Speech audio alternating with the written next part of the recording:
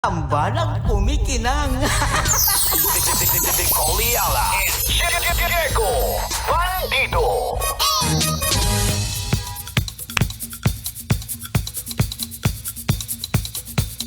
Hey!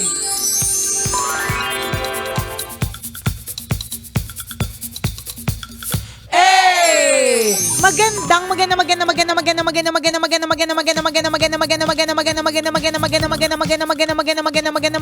tanghali. Kumikinang na ulo, Diego Bandido.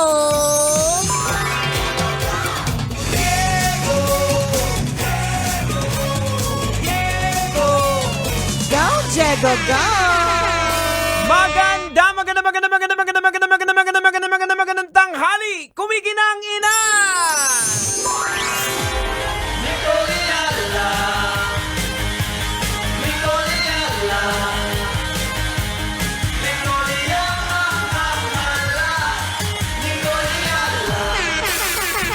Dear Nicole Yala and Diego Bandido.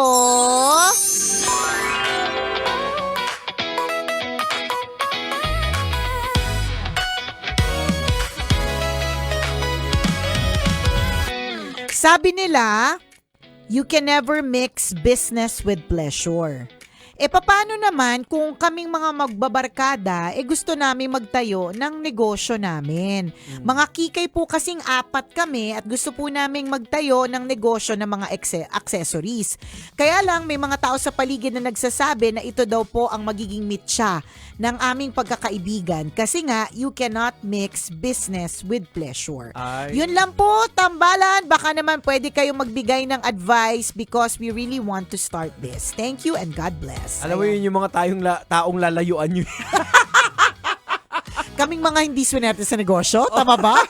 Hindi, yung you cannot mix business with pleasure. Feeling ko naman hindi naman siya applicable Oo. all the time. Correct. Kasi maraming mga magkakaibigan na nag-prosper, 'di ba? Na magkakaibigan pa rin naman Oo. sila, nag-prosper yung kanilang pinagkakakitaan, yung kanilang business, yung kanilang negosyo, nang hindi naman sila nag-friendship over. Ayun. I'm sure Oo. may mga pag-aaway along the way. Depende kasi unang-una sa inyo, sabi nyo, kikay kayo. So Correct. definitely, mga accessories. Ayan. So, kumbaga, it's a pleasure dahil natutuwa kayo. Correct. Pangalawang example siguro, halimbawa, magtatay kayo ng bar. So, tapos magiinuman kayo doon. Ayan, yan Yun yung siguro. medyo hindi maganda. Correct. Lahat na lang ngayon, sa halip na ibebenta ninyo yung tequila, Oo. pag hinanap ng customer, nainom na pala ng isang kabarkada. At least makikay kayo, Oo. di ba? Mas Magkakatuwaan controlled. kayo. Oo, ganyan. Siguro, Mas mag-flow yung idea. baka na, at saka kung alimbawa, excited kayo dyan, alam mo, Oo. yung pag-umpisa ng negosyo, it starts with an idea and it starts with an excited group Oo. o kaya excited people who want to start it. Dun sila magsisimula eh. So, meron kayo nun. Oo. Madaming mga magbabarkada, magtotropa na it's just it. They're just tropa for pleasure. There's Oo. just tropa for, yes, problems, ganyan. Pero hindi sila tropa na venture Oo. into business. Kayo yun. So, para sa akin, walang rason para hindi nyo itry dahil lang dun sa kasabihan na narinig nyo at sinasabi ng mga tao. Hindi nyo pa Tama. naman nasusubukan eh. Correct. Di ba? Oo, hindi ko lang maalala kung anong coffee shop to na dati na nabasa ko na dahil mahilig lang sila magkakaibigan sa Coffee. Parang dahil katuwaan lang, ginawa nila hanggang sa lumaki ng lumaki yung brand. Ayan. Oh, yun. So marami tingnan marami namang mga kwento na parang katuwaan lang, Oo, di ba? nagsimula lang siya sa trip-trip lang. Oo, hobby lang nila. Oo, sino Tapos, mag-aakala na oo. isang araw magigipo siyang isang malaking Oo, negosyo, magiging conglomerate, empire. oo, Oo. empire. 'Di ba? So, wag nating basagin, hindi pa Correct. naman nangyayari. But when you get there, pagka nag-decide na talaga kayo na meron kayong mga ganyang klase mga eksena, kailangan lang din yung tanggapin na magkakaroon kayo ng hindi pagkakaunawaan Ayan, along mga the way. setbacks yan. Meron yan. Meron talaga yan. Posible din namang apat kayo nagsimula, ang ending 3 lang or Tama. 2, pwede. Correct. Kasi Oo. hindi naman natin masasabi. Maaaring yung iba excited lang, pero hindi naman talaga sila business-minded. May Tama. ganun eh. Di ba meron talaga mga taong hindi talaga sila cut for business. Uh-huh. May mga tao talaga na meant for business. May mga ibang taga-gawa ng negosyo o may owner ng business, may ibang taga-support which is taga-bili. Ayan, kapitalista. Correct. Ayan, may mga ganon. Diba? Ganon. Tsaka wala namang negosyo na sinabing perfect yung formula kagad pag nag-start. Wala. Doon Lahat doon po. magsisimula ka hanggang sa ikaw, makikita mo yung... Kasi dapat mag-marriage yung craft mo doon sa negosyo na pinapasok At saka mo. yung Anong daw yung natutunan mo siya hindi lang, yung mag-marry din yung fact na masaya ka sa ginagawa mo. Oo, yun. Ganon. O parang katulad dito, huwag na tayo lumayo, dito sa Love Radio. Yes, oo. Meron kaming tinatawag na digital media department. Mhm. Negosyo yan. Oo. 'Di ba? Pero hindi ko masasabi ko magagaling ang mga nandyan, magagaling ang mga nag-work within the team. Yes. Pero hanggang ngayon, hindi natin masabi yung kung ano yung clear-cut Oo. formula na kapag ka pinost nung team, sigurado Magva-viral. trending. Oo, Sigurado yan. mag-viral. Kasi maraming magaganda talaga na mga Oo. content.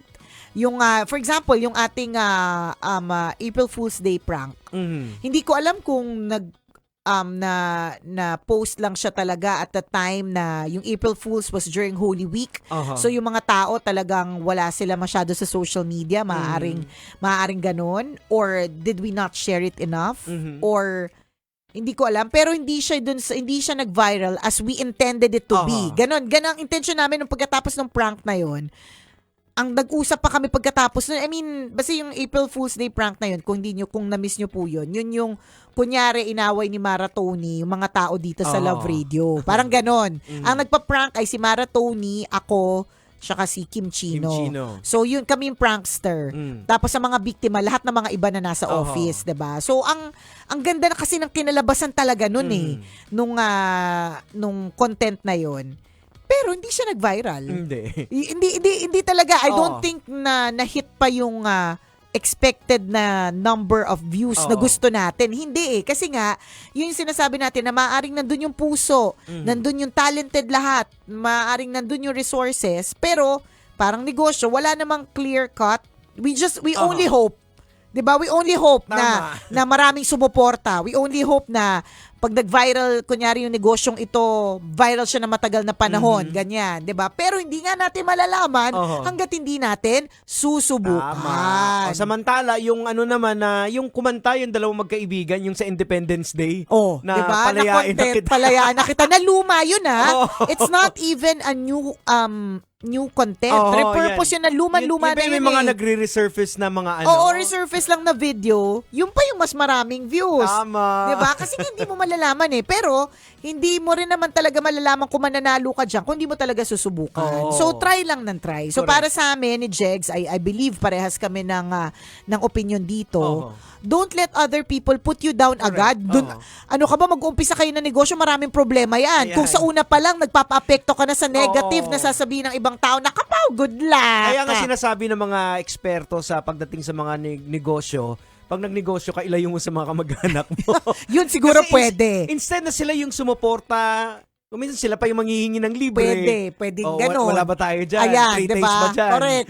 Diba? Yung mga ganon. So, along the way, matututunan nyo yun. Na maaaring mag-work sa inyong magkakaibigan pero hindi mag-work kung ang i-hire ninyong mga empleyado ay mga kamag-anak nyo. Yan, Hindi naman daw lahat.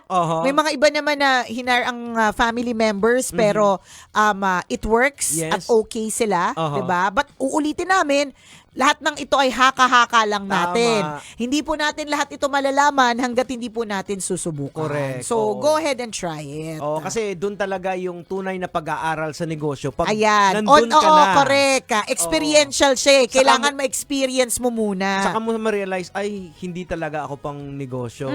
Ay, hanggang idea lang ako sa execution, wala ako. Yung Correct. mga ganun Kasi wala pong taong perfecto Maaring perfect siya sa ideas pero hindi niya maitawid. Meron namang walang idea pero kaya niya yung legwork. Feeling ko kayong apat na magkakaibigan, kayong tropa, lahat kayo may kanya-kanyang strengths. Ayan. So, apply na. Tama.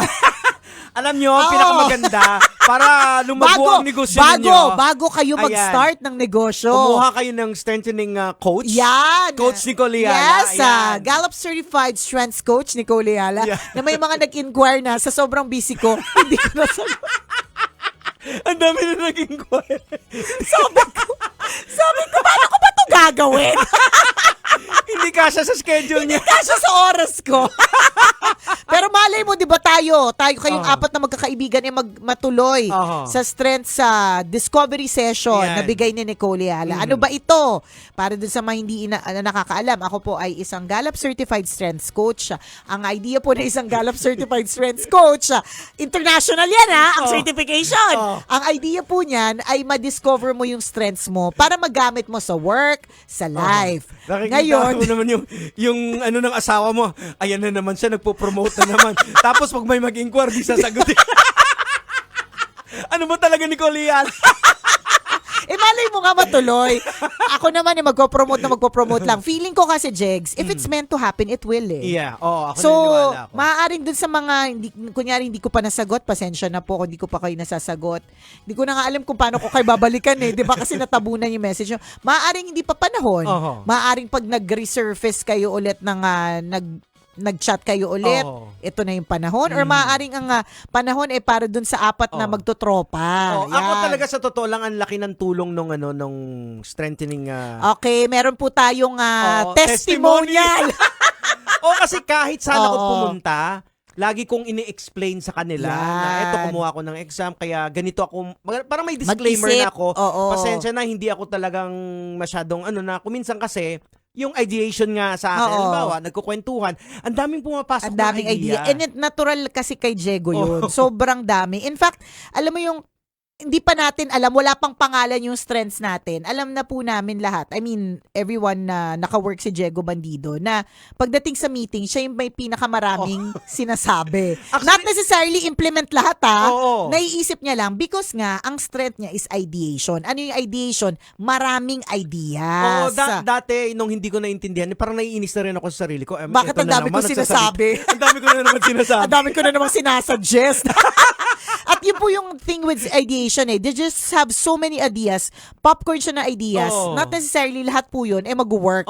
Pero yun. So, mahalagang malaman mo na may ganun ka. So, sino kunyari sa tropa ninyong apat? Sino sa inyo ay may ideation? Ayan. Sa kanya ka makakakuha ng mga kakaibang mga design, feeling ko. Kasi siya yung natural para sa kanya na mag-isip ng iba't ibang idea pagdating sa accessories, let's say. Tapos meron naman nakagaya ni Conyo Bicolano na arranger. So yun naman yung mag-aasikaso. Anong uunahin natin? Yan, 'di ba? O baka meron diyan sa grupo na katulad ni Rakitera na may responsibility. Ayan, yan, 'di ba? Na mataas ang responsibility. Dito naman natin i-assign. Tapos yung isa naman communication. Ayun, Ang siya yung gandang PR. Ang ganda ng combination ganda na ng yan. combi. Pero hindi nyo malalaman yan kung hindi nyo ite-take yung message yun na. strengths Baka masagot discovery. kayo. Ngayon na. Message na, ngayon na. O siya, exit na tayo, baka mag-message na para sagutin ko na. Okay. Alright, ito pa rin po ang tambalang kumikinang. Ako po si Diego Bandido. At ako po si Nicole Yala. Kailangan pa bang i-memorize yan? Basic! Ayun nga, alam ko parang may inquiry ako mga apat Yung isa parang narinig siya sa podcast. Yung isa sa radio. Balikan mo, testingin subukan mo yung maliit lang na ayun na nga group. Kaya nga parang gusto ko etong apat, tropa muna. Kayo muna. Apat muna. Apat muna, tapos tingnan natin how it will work. Si Conyo Bicolano, 'di ba, ideation nga. Nag-ano na 'yan, biglang isang umaga, message sinabi niya sa akin, "Ma'am, may naisip ako." O ano 'yun? Kasi 'di ba yung sa yan, ganyan, yung gusto mo na ma-practice mo rin, ganon. Why not i-offer mo siya din sa mga boss daw dito? Para kapag halimbawa, in-offer ko na siya sa labas, masasabi ko na even the executives, 'di ba, na take na nila yung Tapos sabi ko, okay, that's good. Wala akong time. Hindi kasi, ang haba pa kasi ng proseso ng kailangan, kasi alam mo, libre ko sila, boss sila bayaran muna nila, di ba?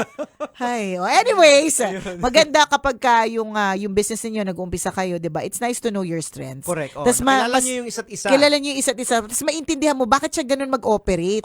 Bakit G na G siya? O malamang may competition yan. Bakit, yung parang isang kasamahan natin dito, ang description mo lagi sa kanya, pumasok siya sa piyestang walang kilala, paglabas niya, busog siya. Di ba? Number one na strength ng isa naming PA, si Sir John, ay communication. So ngayon may intindihan mo kung bakit siya ganun kasi nga strength niya yun. So, inquire na. Inquire na. Malay mo, masagot. Ayan. At higit sa lahat, yung mga strength, may mga Blind spot. Blind Oo, spot siya. may mga At blind. yung coach ang magtuturo sa'yo. Ayan. Paano maiwasan yan? Mag-guide, ganon. Oo. Kaya nga coach, guiding, ganon. Ayan. Kaya inquire na. Malay mo, masagot. O siya, exit na muna ha. Mamaya tayo ulit. Kwento na may wagang burnay. Bye! Metro's number one, Love Radio. Basic!